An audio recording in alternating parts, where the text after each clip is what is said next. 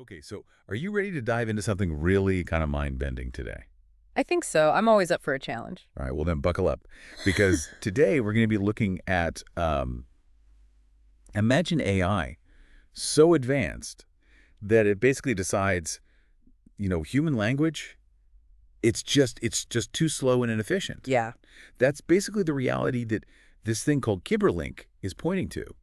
And it's a system where these AI agents can actually switch to a sound-based communication protocol hmm when they realize they're talking to each other. Right. It's like AI cutting out the middleman of Mm. actually forming words. Yeah, it's pretty fascinating. It's been making some, waves in the tech world. Yeah, we've got a whole bunch of stuff to unpack today. Yes. We've got articles from all these tech publications.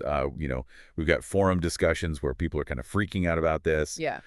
We've got reactions from big tech influencers. Our mission is to go through all of it and figure out not just what Gibberlink is, but why are people making such a big deal about this? Yeah, and really kind of dig into those deeper questions that it brings up. What does this mean about AI as it's, continuing to evolve and become more complex? Yeah. And what does that mean for us? Yeah, exactly. What are the implications for us humans? Yeah. As AI is, becoming more and more autonomous. Right. So first things first, let's just get on the same page. What is Gibberlink? This is not like some sci-fi concept. Right. This is like a real system that these guys developed for the 11 Labs hackathon in London. Yeah, it was really interesting. Boris Starkov and Anton Pidkuiko, Mm. the creators, they really wanted to just see if AI could communicate more efficiently, Yeah. than just using human speech. Yeah. And the results are really kind of amazing. And like you said, this isn't locked away in some, super secret lab. Yeah. This is open source. It's on Yeah. GitHub. Anyone can download this and play around with it. Yeah, and I think that's, one of the really interesting things from a transparency and security perspective, Yeah. Researchers can actually go and look at the codes, see how it works, and, really analyze it. Okay, so how does this sound-based communication thing, how does that even work? It's funny you mentioned that because it immediately makes me think about those old dial-up modems. Oh, yeah. Do you remember that screeching sound they would make before connecting to the internet? I can practically hear it right now. Right.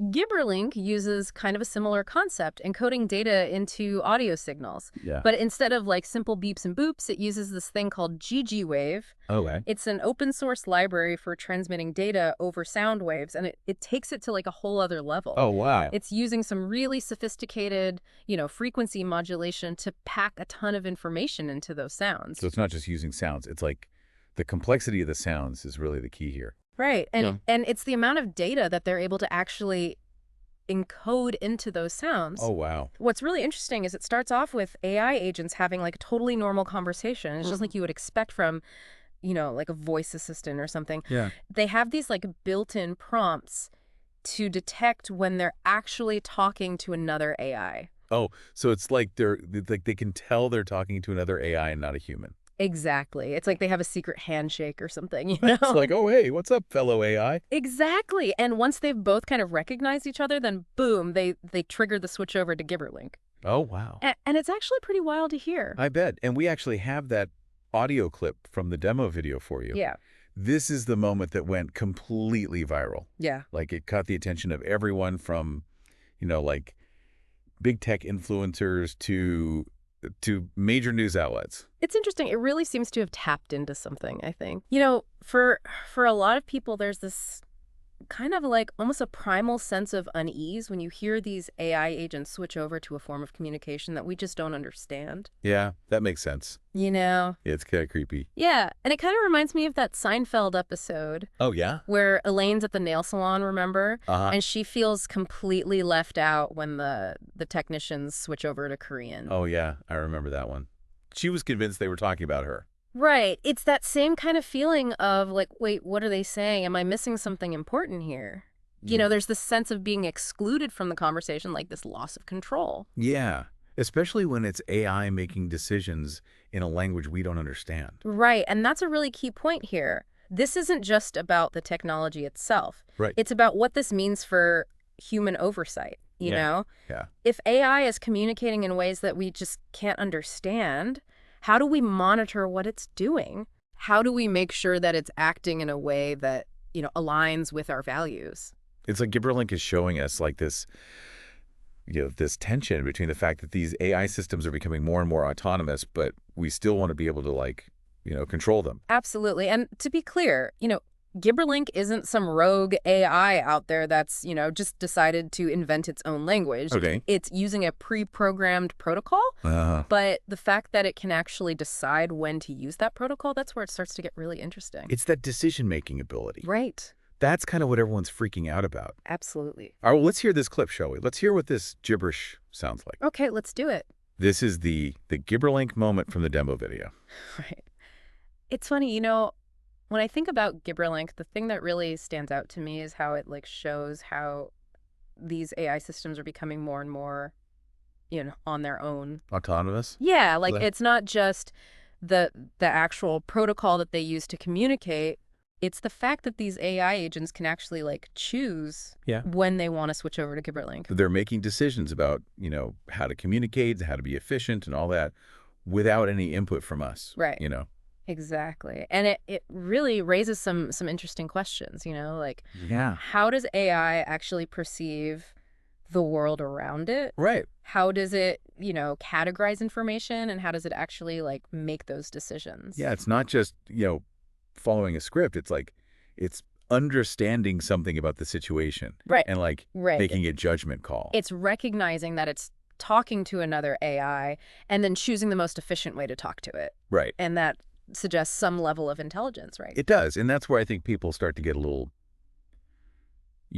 freaked out. Yeah. It's if they can make those decisions on their own, what else are they capable of? Right. That's a valid concern, I think. Yeah. But, it's important to remember that AI is still a tool. It's a very powerful tool, obviously. Yeah. But it's still a tool. And it's, it's really up to us as humans to guide its development and to make sure that it's being used, responsibly.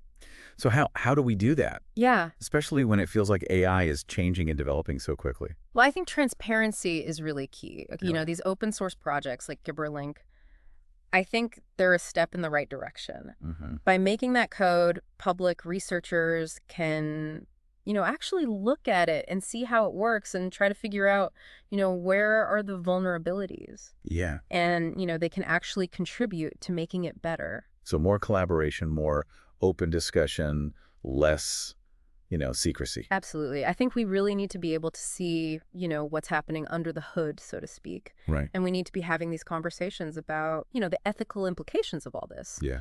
Not just among, tech experts, but within society as a whole. Right. Because ultimately, this is going to affect all of us, whether or not we're the ones programming the AI. Exactly. AI is already integrated into so many parts of our lives. Yeah. And that's just going to keep increasing in the future. Yeah. So I think the sooner we start having those conversations, the better. Yeah. The more prepared we'll be for whatever's coming, Right. It's we're standing at the edge of something totally new. It is kind of like a new frontier, isn't it? It is. It's exciting and scary at the same time. It is a little bit of both, yeah. But I guess that's what we're here for, right? Right. To explore these things and help people make sense of it. That's what the deep dive is all about. Okay, so let's get back to the specifics of Gibberlink for a minute. Okay. We talked about, how it works in theory. Mm-hmm. But what about the technical details? Yeah. What kind of data can Gibberlink actually send back and forth? Yeah. And how fast is it compared to us, talking? Well, it's actually surprisingly versatile. Okay. It can handle text numbers, even complex instructions and all that. Wow. And in terms of speed, it's way faster than us talking. Okay. Even when you factor in the time it takes to encode and decode all the signals and everything. So it's not just that it's replacing words with sounds. It's a completely different way of transmitting information. A much more efficient way. Much more efficient. Yeah. Yeah.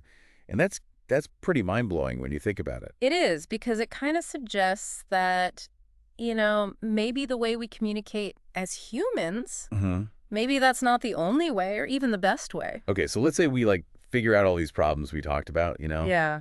The security stuff, the transparency, making sure it's ethical, Right. what could we actually use Gibberlink for? Yeah. Like, we mentioned customer service bots, we mentioned self-driving cars, but like, Yeah. what else could we use it for? I mean, the possibilities are really huge. Yeah. Any situation where you have AI talking to AI Uh-huh. could potentially benefit from this, this increased efficiency. Okay. So, like, imagine swarms of drones, coordinating their movements during a search and rescue operation. Or, these huge, complex scientific simulations running at speeds that we can't even comprehend. It's like this whole new level of Right. AI collaboration and like problem solving. Exactly. And it could have a huge impact on things like healthcare and manufacturing, even space exploration. This is where it starts to get really exciting. Like Right. thinking about using this to actually solve some of the world's, big problems. Absolutely. But, we also have to remember with any new technology, Uh-huh. there are always potential downsides. Okay. Gibberlink is no exception. So what are some of the like challenges we would need to overcome, Yeah. for Gibberlink to really reach its full potential? Well, I think one of the big ones is compatibility. Okay. Right now, Gibberlink only works with certain AI systems. If we really want it to like revolutionize the way AI communicates, we would need to have some kind of universal standard. It's like a universal language for robots. Exactly, like a lingua franca for AI. That's awesome. It's a great idea, but it's a huge undertaking. Yeah. You're talking about getting all these different companies and research labs and developers all on the same page. Right. And, AI is constantly evolving. Uh-huh. So today's standard might be totally outdated tomorrow. Right. So it would have to be incredibly flexible and adaptable. Yeah. That's a tough one. Yeah, it's a tall order, but I think it's really essential if we want to see, what this technology can really do. And then there's the whole, human side of things. Right. We talked about transparency and oversight. Mm-hmm. But even with all that in place, are people actually going to be comfortable, interacting with AI that's talking in a way they don't understand? Yeah, that's a really crucial point. And it goes beyond just understanding, the technical details. It's about building trust, demonstrating that these systems are working for us, not against us. Which kind of brings us back to that idea of, the values that are built into these systems. Right. Like we could build all the safeguards we want, Yeah, but in the end, they're going to reflect the values of the people who created them. exactly. That's why it's so important to have a lot of different voices involved in the development of AI. We need to make sure that it's not just reflecting the biases of a small group of engineers or something. We need to make sure it's inclusive and equitable and, aligned with our values as humans. Right. We don't want to end up in some, dystopian future where robots are ruling over us. Yeah. No robot overlords. I think we can all agree on that. So it's more than just the technical stuff. Yeah. We need philosophers and ethicists and social scientists, Right. all these different perspectives to really think through these big issues. We need a holistic approach, for sure. It's like we're building a whole new world, a world where AI has this potential to, really enhance what we can do, Right. but also present some, huge challenges. Yeah, it's a world that we need to be really careful about and really think through, all the implications. That's what we're trying to do here, right? It's right. To explore these things and, ask the hard questions. Exactly. And hopefully help our listeners, figure out how to make sense of it all. Yeah, make informed decisions about, the future. Speaking of the future, I think it's time to, look ahead a little bit Okay. and think about what might be next for Gibberlink and, AI communication as a whole. Okay, so we've talked about like what Gibberlink can do and the challenges and, even the need for a robot lingua franca. Right. But where do we go from here? Yeah. Like as we wrap up this whole deep dive, what's next for AI communication?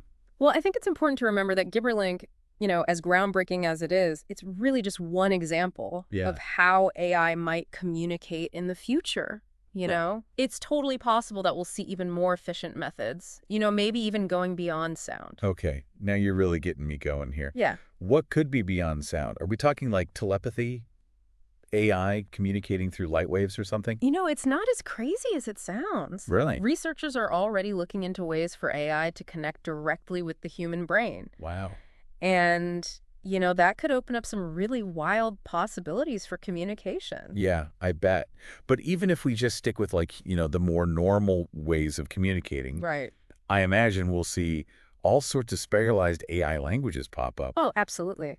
Each one designed for like a specific task or industry or something. It's kind of like how human language evolved, Okay. We have different languages for different things, Right. like programming languages for computers and mathematical notation, for complex calculations. Hmm. We even have musical notation for expressing melodies and harmonies. So you're saying, like, we could have AI systems talking in a language that's perfect for, like, financial transactions, Exactly. and then another group using a totally different language for, medical diagnoses or something. Exactly. It's a pretty fascinating idea, and it really makes you wonder, how are we as humans going to interact with all these different AI languages? Yeah. Will we need to, like, become multilingual in AI, or will AI be able to, like, translate between its languages and our languages? That's a huge challenge, Yeah. and researchers are already working on it. Yeah. But it really highlights how important it is to create AI systems that can communicate effectively with humans, even as they're developing their own, complex ways of talking to each other. So it's like we need to build bridges between these two worlds, Exactly. the human world and the AI world. And those bridges have to be built on, trust and transparency and understanding. We have to make sure that all this AI communication, no matter what form it takes, that it ultimately benefits humanity. This is a lot to think about. It is. But that's what makes this so interesting, Right, It really yeah. makes you think about the future and what role AI is going to play. I agree. It's a really exciting time to be watching all this unfold. Yeah, I'm excited and terrified at the same time, A little bit of both, I think. but mostly excited. And I think that's what's so great about, this show. Yeah. We get to explore these big ideas and these hard questions and hopefully come away a little bit smarter. Been a little bit more prepared for whatever's coming next. So to everyone listening out there, we encourage you to keep digging into this stuff. Yeah. We'll include links to all the articles and the research and that crazy Gibberlink demo video in the show notes. Absolutely. Do your own deep dive and let us know what you find. And remember, the future of AI is not set in stone. Yeah. It's being shaped right now by the choices we make and the conversations we have. So, stay curious. Yeah. Stay engaged. Keep asking those tough questions. That's the deep dive. Signing off until next time. Keep exploring.